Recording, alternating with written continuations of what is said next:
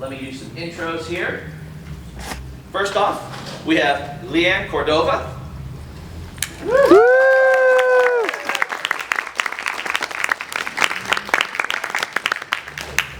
KG Tang.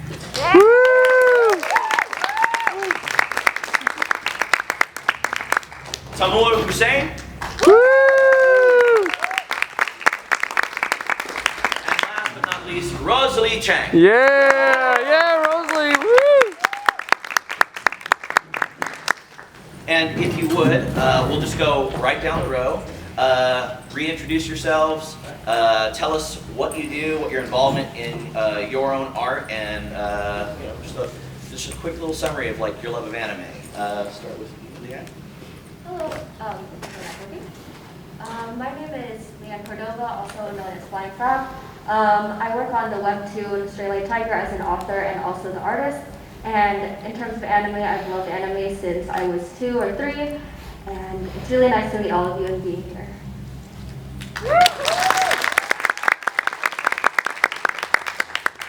Hello, my name is KG Tang. I'm a massive weeb. And you can hear me do voice acting in such shows as Jujutsu Kaisen as Satoru Gojo. And if you play video games, I am Ichiban Kasuga in Yakuza Like a Dragon.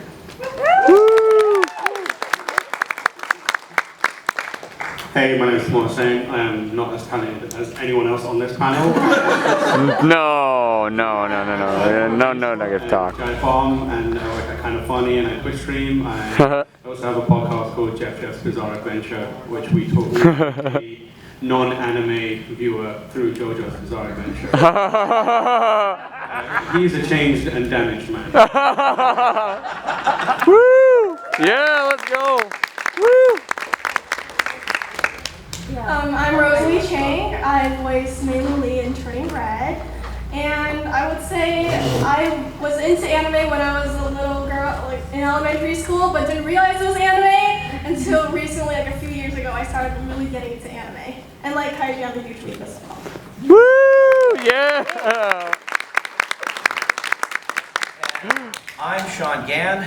My involvement with this talented bunch is I am a ADR director with Crunchyroll. My current properties are Awashi and Shadow's House, and I've worked on Fruits Basket, Horimiya. I've also voice acted as Doc in Radiant and done video games as well. So that's why I'm allowed to be around all these wonderful people.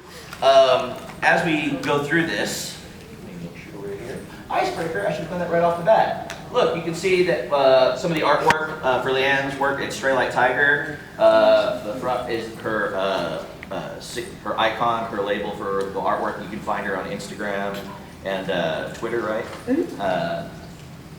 Katie Tang, Tamur, Rosalie. Getting right into the content now. When did you realize that anime started to take off into the mainstream culture? Talk about that, and also talk about how you got to where you are. In fact, let's back it up just a little bit more. Tell us how you got to where you are, and of course, your absolute favorite anime. And we'll start with Leanne. So I started working on comics during the pandemic because I had a lot of free time. And what I really liked about working on comics was being able to tell my story, creating these characters in this world. And I think that's exactly what happened as I began to work more on my comic. And as my audience grew, I got picked up as a webtoon original.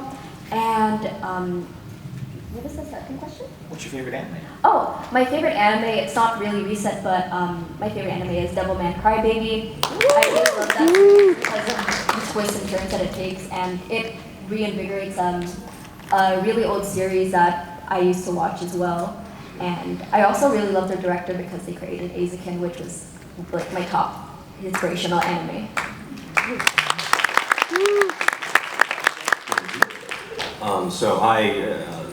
The way I got started in my life is I took a acting class or theater class in high school, fell in love with the craft, and basically decided right there at the young age of like, what was it, like 15, it was like, I'm gonna be an actor for all my life. Then my parents got really mad at me. and then so of course, as soon as I graduated with a degree in theater in college, I went straight to Los Angeles. It was around 2006. And I've literally been working ever since. And for getting into voiceover, it was like a complete accident. I did like a podcast for a dubbing studio once, and they were like, hey, we can't pay you. But you know how we can pay you is if you come read for our show. So I did that.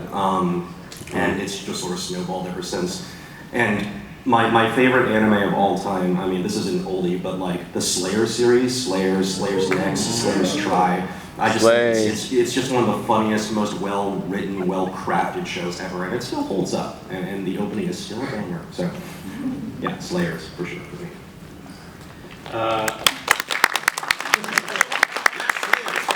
Slay! My path, obviously, I work in primarily media. I'm actually a trained lawyer, but let me tell you, it's a boring old time. Do you know what is boring? Video games and anime. So I decided to, much to my parents' chagrin, to try and get into working in the video game and anime industry. And I just started writing about stuff that I liked and sending it to magazines and that kind of stuff. And over time, I managed to get hired to write some reviews here and there, and kept at it. And before long, I was at GameSpot, which is one of the biggest video game websites in the world. And at that time, they were kind of moving into writing about anime as well. And it just worked out perfectly for me. So, I mean, I've been watching anime since I was a kid. It was my chosen medium. So, yeah, it made sense for me to go down that path. In terms of my favorite anime, it's a hard pick. I think perhaps the most influential on me is Hajime no Ippo, which is a boxing anime. But yeah, that I would say, I don't know if that's my favorite. I still have like so many others that it is a basic pick, but I love Naruto, and so I can't quit it. But yeah, I'd say Hajime no Ippo is probably the most influential for me.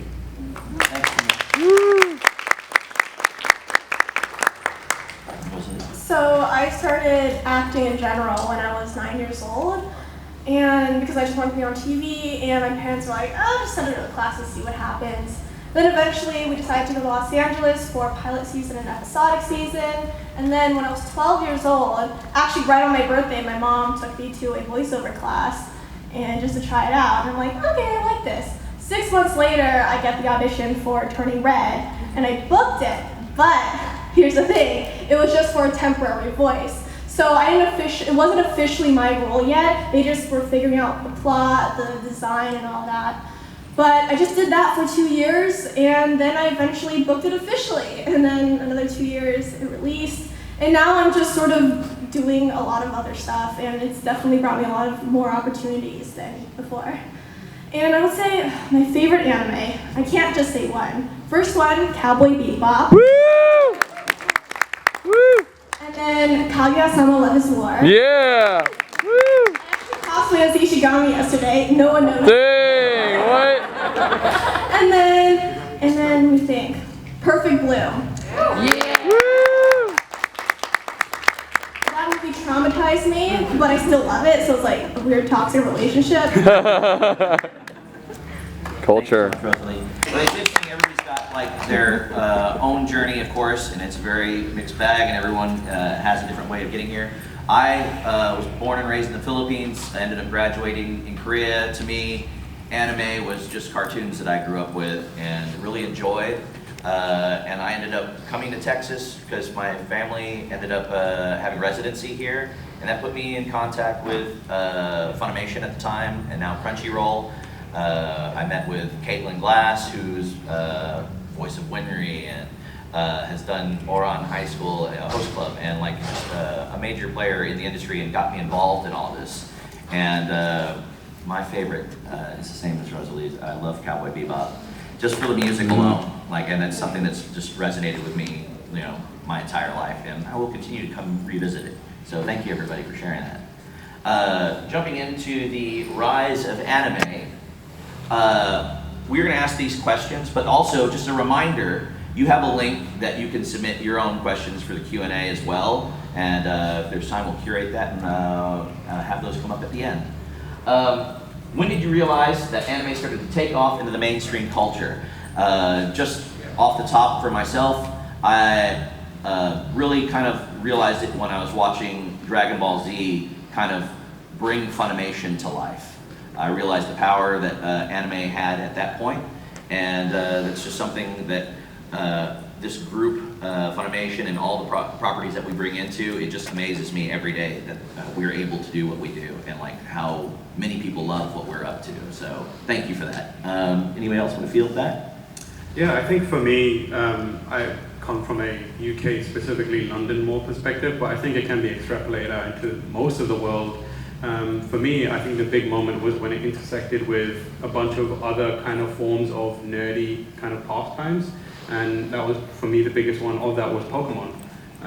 At the same time as the video games really popping off, there was the trading cards game, and at the same time the anime started, but most people just didn't recognize it as an anime. It was just a Pokemon animated show, right? Most people don't know what an anime is until you take an active interest in anime. So I think Pokemon was a big one because you had people who definitely wouldn't identify as anime watchers. By then you had, you know, Dragon Ball was around and various other, you could watch Akira or whatever it may be, but those people weren't really thinking of themselves as anime fans.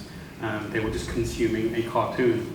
But I think then that's where the filter happens, where you realize, oh, I really like, there's something special about this specific thing that I don't get from, I don't know, an X-Men animated series in the morning or like a Batman animated series, and that's where you start drilling down. So I think Pokemon was a big one for a lot of people, in my part of the world anyway. Yeah, to add on to that, I was going to say the exact same thing, Pokemon, because when I was like 6, every single boy, every girl was into Hello Kitty, and so, and at that time we didn't really know what anime, Japanese animation was, and so yeah.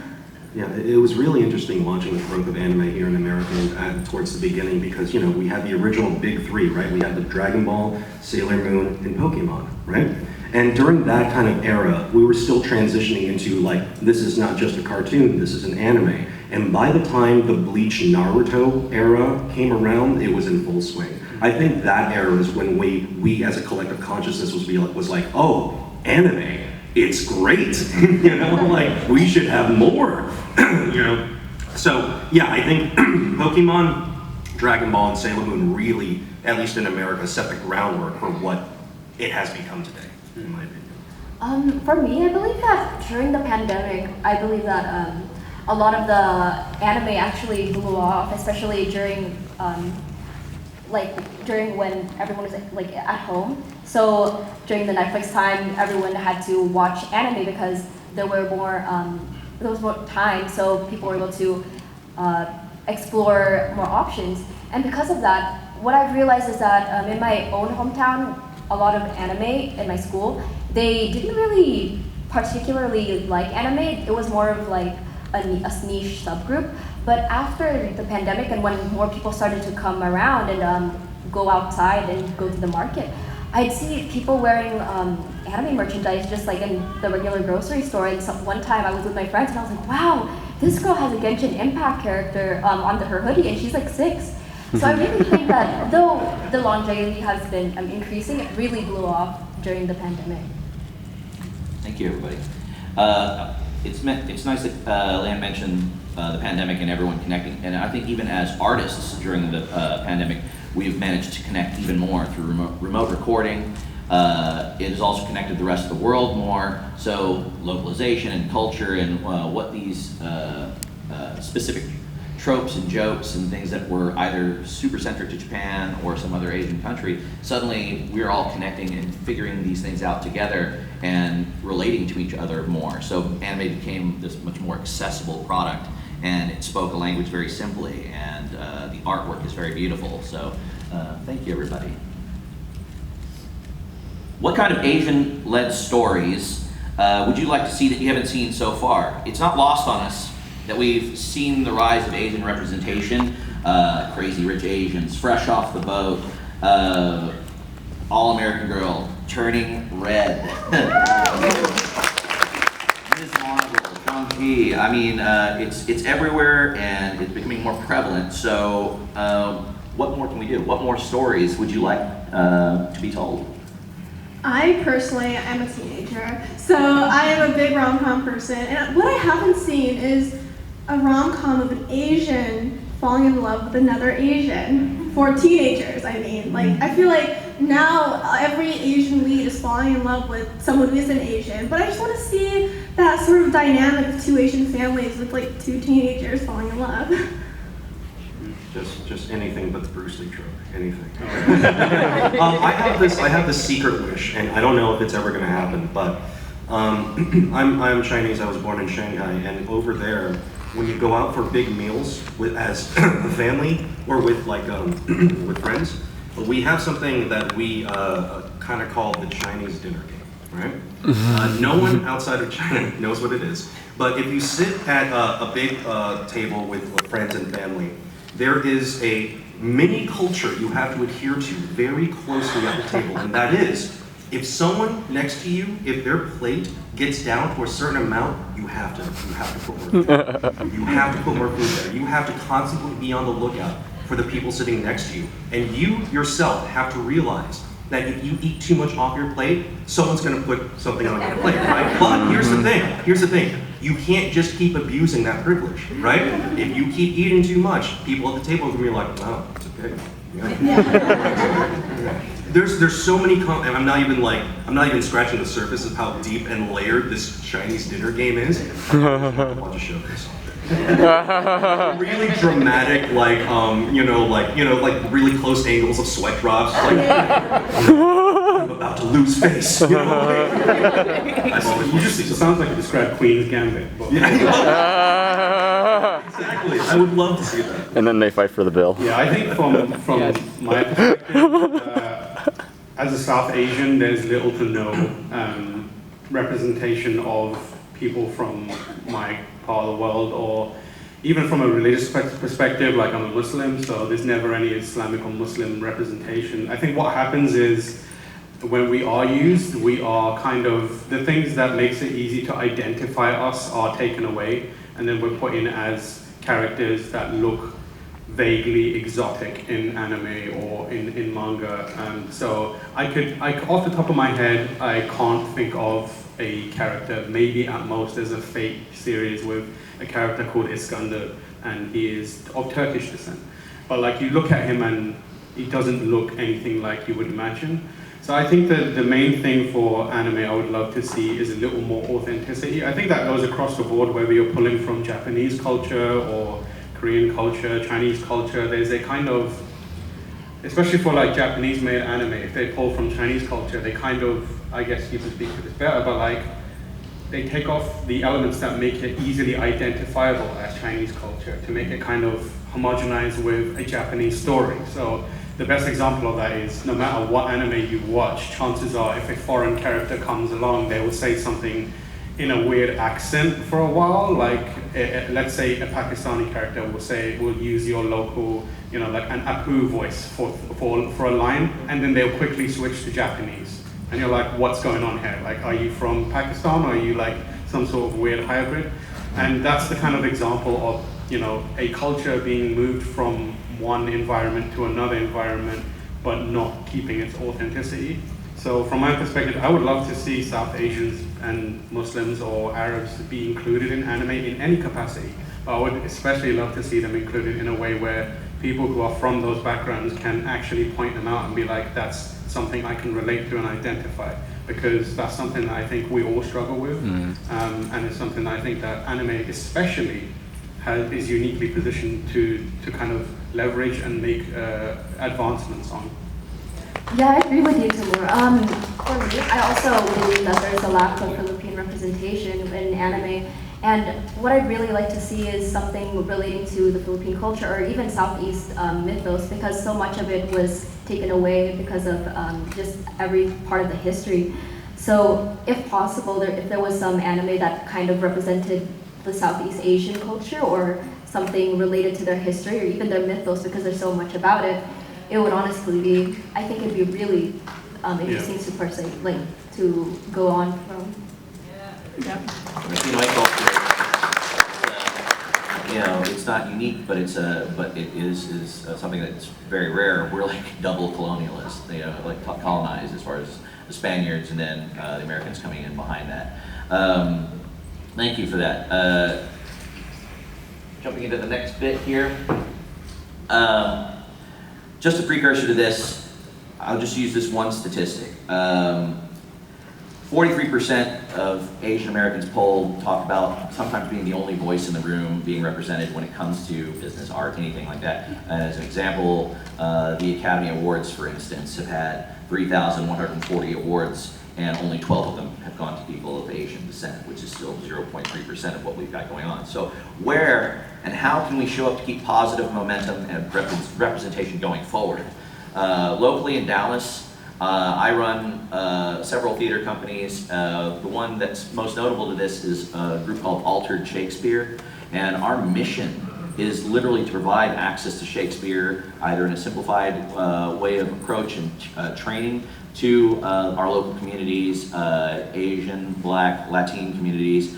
We focus a lot on the disabled communities and giving them a platform where they can feel comfortable to speak this heightened language. Because when you go across the world and colonialism is prevalent, just taking from the UK perspective, you have English, where you're handed the Bible, and also Hamlet, or some version of Shakespeare. So using that platform, my mission has always been to take Shakespeare and kind of claim it for ourselves, since it was forced upon many cultures, but find a way to incorporate ourselves into it where we have a voice and we don't feel like the trauma of it. So anybody else have any kind of commentary for us on that?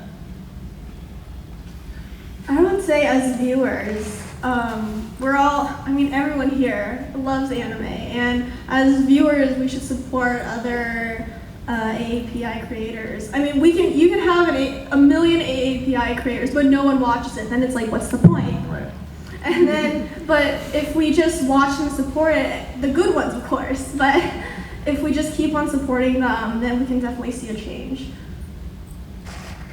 There's no easy answer to this, because as just from an acting point of view, right, in my experience, folks who are of a minority race have to be 200 to 300% more excellent, Right. generally, to make even the baseline headway in the industry. So it doesn't seem fair that I would have to tell someone, well, you have to be excellent, you have to be head and shoulders above your competitors, you have to be head and shoulders above your peers to not even stand out, to just be recognized, right? And that's a completely unfair thing to, say, but it's unfortunate that is the answer I have. We have to sort of be great, and we have to create our own content, and we have to show that, look, we have amazing stories to tell, we are just as capable and just as talented and just as deserving of being in the same room as everyone else. And again, I don't feel like that's a fair thing for me to have to say. Currently, that's what the answer is for me, anyway. Yeah, I think that people have more power than they might realize, just because of the virtue of the way these kind of decisions are made. And I think, as everyone has said so far, supporting the people that are either in the thing that you like or make the thing that you like is really important. And it can be tricky. It's easy to believe that from a consumer, someone who sits down and enjoys. I've always sort of, maybe this question isn't for me, because I've always sort of experienced anime from like the viewpoint of like an American anime fan. When I'm working in it now, it's a lot of wish fulfillment from when I was a little kid. So I don't know.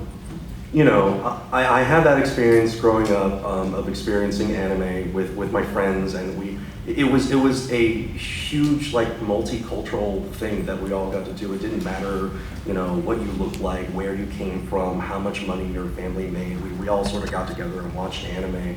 So I don't actually know what like a specific, for me, like a Chinese American view to anime is, because I feel like we all had this kind of, at least for me and my friend group, we all had a very melting pot experience, and that's what like one of my favorite things about anime is. For me, it was freedom to really enjoy this thing, no matter what your, where you came from or whatever.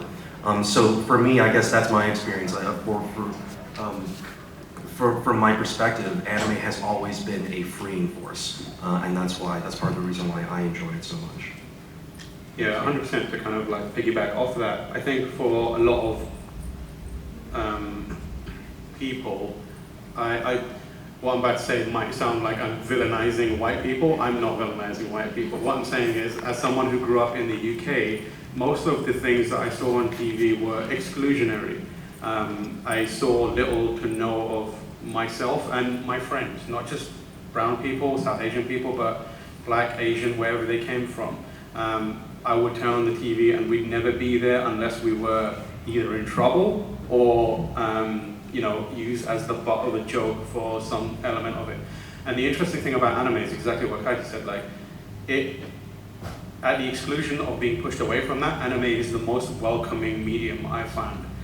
Because it's like a melting pot of all cultures. Like, sure, predominantly Japanese, but there's something in the way that you perceive it. Like, you look at an anime and the people don't look Japanese. They look like anime characters. Those are like kind of different in my mind in a lot of ways. And because of that, it allows like my friends who are black, my friends who are white, my friends who are Pakistani, Indian, Japanese, Chinese, like wherever they were from, to enjoy this one thing. So I think like anime has definitely, it is a thing that brings people together. I don't work in it in the same way that other people here do, but as someone who has reported on it and like paid very close attention to it, I think that's the greatest strength of anime. It's like this town square of a medium where anyone can come, and stories that are being told aren't filtered through the lens of a specific perspective always. They usually have the perspectives that anime has are anime perspectives. Like that's why you have genres like shonen, and like shonen isn't a specific cultural perspective. It's the feeling, it's a journey through life more than it is this is the perspective of a white person. And I think that's the strength of anime as a whole, and the reason that's the strength is because anyone here could then be represented by accident even. Like there's been times where I've been watching an anime and I've been like, I don't look like that character, but I definitely know what he's feeling. Or we all have demons to slay. Yeah, exactly. I have on many occasions tried to be the Hokage, and it hasn't but I keep trying, and I will keep trying. That's right. You got the headband for it. Yeah, going off of what you said, it is really like a melting pot of all cultures, because whenever you watch anime, you end up sticking with the people, especially in high school, and bonding over the favorite anime that you like because of its weekly release. During cable, because cable was more popular during that time, it was kind of hard to follow through the story, but with anime and its accessibility, especially with Crunchyroll being a thing, you were able to bond over with your friends and even try to strive to be the kind of role model that the character is, or even just learn from their mistakes and just know things from the future that you avoided due to that. And I kind of found it as like a sanctuary because of how much I ended up being attached to the characters and just the plot and just learning more about the story itself. It was kind of like an escapism, but also very empowering at the same time. I have a little bit of a funny story. When I was in China, when I was watching Doraemon, I thought it was Chinese because we would watch it in my Chinese class, but it was in Chinese dub. Mm-hmm. So I only found out it was Japanese like a few years ago. But I think that just speaks to how, not only that, but anime has influenced other East Asian animation. Like there's manhwas, a lot of Korean creators on Webtoon. And I guess I never really noticed it as a different race or a different country doing this. It just felt very natural because in anime there's so many different kinds of characters that you can relate to in one way or another. Yeah. Appreciate that, everybody. It's so great.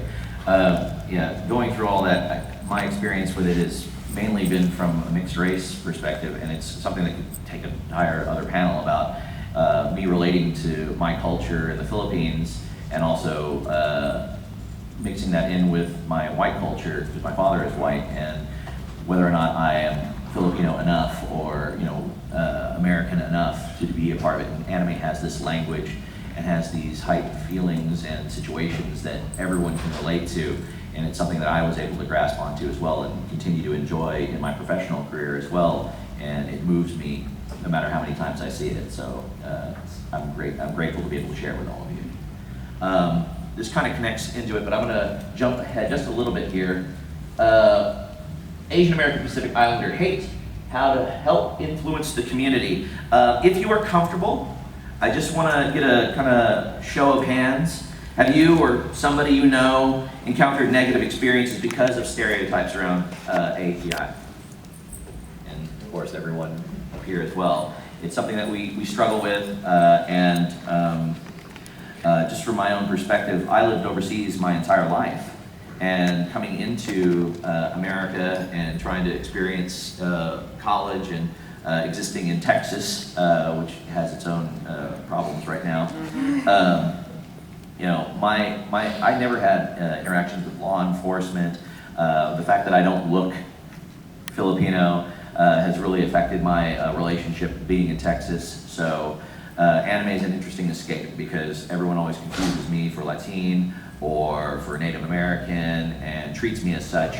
And anime is one of those things where we all get to come together and be a part of it. And so to experience kind of the hate and slander and kind of off-color things that can happen, especially within my community, it's an ongoing thing, and I strive to make it better and I strive to overcome. But that's what we're all here for. So, any commentary on what we've seen out here in the kind of shared experience? Yeah, I mean, most people who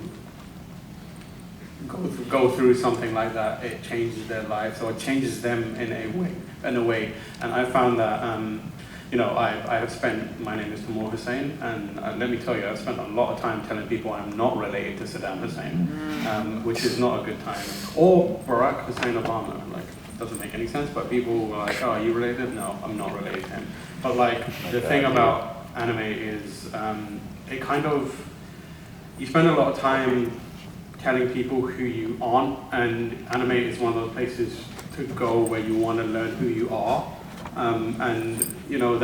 It sounds really corny, but you'd be surprised how many members of my family or my community or my friend group have been reshaped, and in the same way that a bad negative experience can change who you are, a good experience in an anime can rebuild you in an interesting way. Like, it sounds really stupid, but I have younger brothers, and I introduced them to anime when I was young, and they have mannerisms from anime characters. I'm surprised how many times I look at my younger brother and he says something in a way that I'm like, that is a Luffy moment. Like that is a Rock Lee moment that you just had there. And that is how, that's the power of anime. Like, an anime that I really love now is, and I've been rewatching repeatedly, is My Hero, which is one of the biggest animes right now, but there's an uplifting quality to that anime, an aspirational part of it that even as someone who has technically aged out of shonen, I still find very, very empowering and very, very uplifting. There's so much good in that anime, and that is just one example of how the negative part of being who you are, the way that it's reinforced in the real world, can be remedied and undone by stories told by these creators of anime. And the most important part of that is you all have unique perspectives, and that means you can also have that kind of impact. And I know a lot of people here watch anime, but I'm pretty sure there's a lot of people here that would easily be able to create something as well. And in that, with that kind of knowledge, if you go into it knowing I could help someone who is really being hurt by these negative stereotypes, that should empower you to try and create things as well, because anime is powerful. Do your best. Do your best. Do your best. Ganbare. Anyone else? First of all, no one ages out of shonen.